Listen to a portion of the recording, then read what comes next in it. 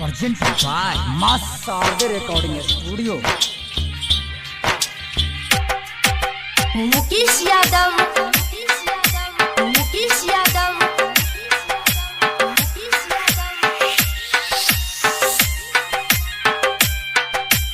आजमगढ़ आजमगढ़ आजमगढ़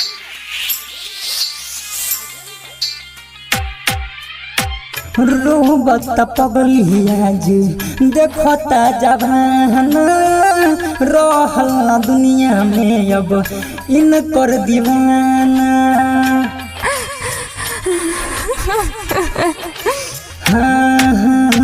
रोबत पगलिया जी देखता जवान रहल ना दुनिया में अब इनकर दीवाना।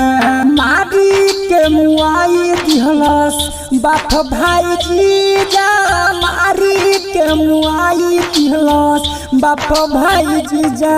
हमर जान आज खुनवे से लटाइल बरे, हमर सोना आज खुनवे से लटाइल बरे। मुकेश यादव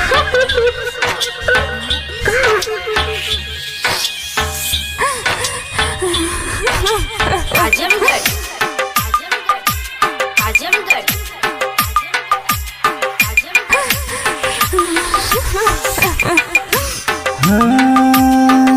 दुनिया के लोग बन सनाता रे छुपाई के प्यार करत रहे दुनु को समार निभाई के।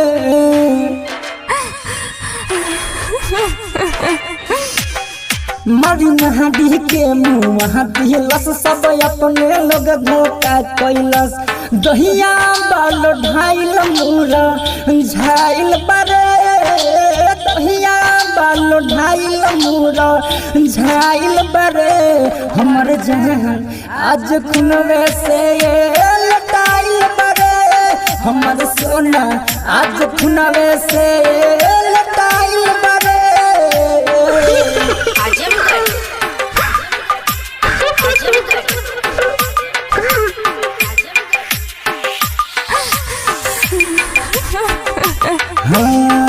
प्यार के दुश्मन समझ नहीं पाइले, बिजली के तार में मोर सुगा झरइले।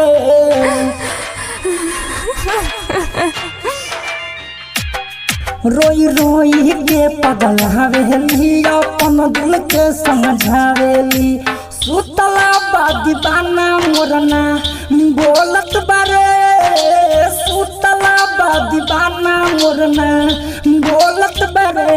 हमर जान आज खुनवे से लटाइल बारे, हमर सोना आज खुनवे से